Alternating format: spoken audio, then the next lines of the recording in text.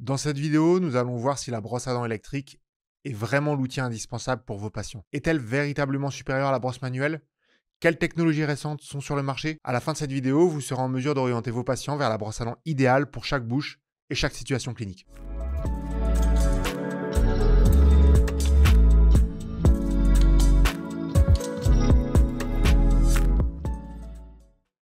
Salut, c'est le Dr Chesmail, bienvenue sur ma chaîne destinée aux chirurgiens dentistes et orthodontistes, le meilleur endroit pour rester à jour, continuer à vous former et apprendre plein de tips. Si tu veux aller plus loin, n'hésite pas à checker notre site de formation, le lien est dans la description.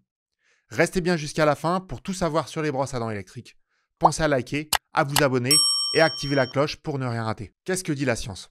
Alors, si on regarde un peu ce que dit la science, la méta-analyse Cochrane mise à jour en 2021, revue de référence, a analysé le brossage de plus de 5000 patients. Et ce qui en ressort, c'est que les brosses à dents électriques à tête rotative oscillante, comme les Oral-B, permettent de réduire la plaque dentaire de 21% et les signes de gingivite de 11% au bout de 3 mois, par rapport aux brosses manuelles. Et ce n'est pas juste un effet au début, les résultats se maintiennent dans le temps, au moins jusqu'à 6 mois dans les études de suivi. Les brossages soniques, comme les Philips Sonicare, donnent aussi de bons résultats, mais un peu moins bons que les rotatives d'après plusieurs analyses. Pourquoi la brosse à dents électrique fait autant la différence? Ce qui est top avec la brosse à dents électrique, c'est qu'elle fait une grosse partie du boulot toute seule. Contrairement à la manuelle, tu n'as pas besoin de penser à bien faire de petits mouvements, elle la fait à ta place. Donc même si ton patient n'est pas ultra rigoureux, le nettoyage reste beaucoup plus homogène. Et pour la motivation, c'est bien fait. Tu as des minuteurs intégrés, des bips pour changer les zones. Parfois, tu as des apps connectées qui montrent si tu as bien brossé et avec un capteur de pression. Ça évite que les patients brossent trop fort sur leurs gencives. Côté indication, il y a vraiment des profils où ça change la donne. Les ados en ortho, avec leurs braquettes, vont notamment avoir une petite tête qui est beaucoup plus simple pour brosser. Les seniors ou les gens avec une mobilité réduite, ça simplifie énormément le geste. Et chez les patients parodontos, surtout avec beaucoup de plaques entre les dents, la rotation est vraiment efficace. Et avec le capteur de pression, comme on l'a vu précédemment, ça évite aussi les dégâts sur les gencives chez les patients qui ont tendance à brosser trop fort. Et ouais, tu les connais, les mecs qui sont ultra rigoureux sur leur brossage. Par contre, il y a quand même quelques limites à connaître. Évidemment, tout n'est pas parfait. Déjà, le prix. C'est souvent un frein pour vos patients.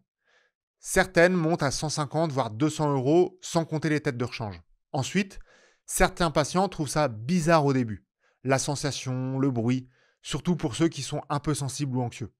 Et puis si le patient appuie trop fort ou s'en sert mal, on peut quand même avoir des problèmes d'usure cervicale ou de récession, même avec une électrique. Donc il faut les éduquer aux bons gestes, même si la brosse à dents électrique fait déjà pas mal de travail à leur place. Ensuite, on va passer sur un petit comparatif rapide des différents modèles. Les plus connus sont Oral-B Pro, c'est la valeur sûre. Oscillation, rotation, micro-vibration, très bon nettoyage et souvent les capteurs de pression qui sont super bien faits. Il y a aussi une appli avec l'issue oubliée. Le seul bémol, un peu bruyante et la tête est petite. Donc, certains patients aiment moins. Moi, personnellement, c'est ce que je préfère. Je trouve que c'est un vrai avantage. Ensuite, la Philips Sonic Diamond Clean. Là, on est sur du sonique. Très doux, très agréable, design au top. Les patients adorent, surtout ceux avec les gencives sensibles. Par contre, c'est un peu moins performant dans les zones interdentaires où la tête est un petit peu plus large. Ensuite, on a la Y-Brush.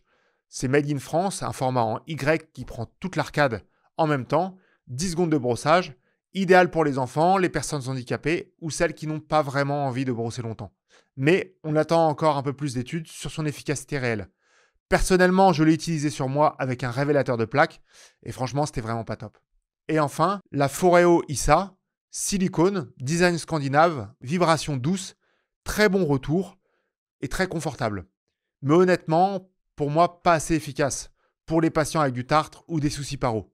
C'est plutôt du confort que du soin. Donc, qu'est-ce qu'il faut recommander à vos patients? Tout ce qui est plaques, patients paro, ceux qui ont du mal à brosser correctement, Oral-B rotative avec capteur de pression, c'est le mieux. Pour les patients qui veulent du confort, qui sont sensibles ou qui saignent facilement, la Philips Sonicare, qui fait très bien le travail.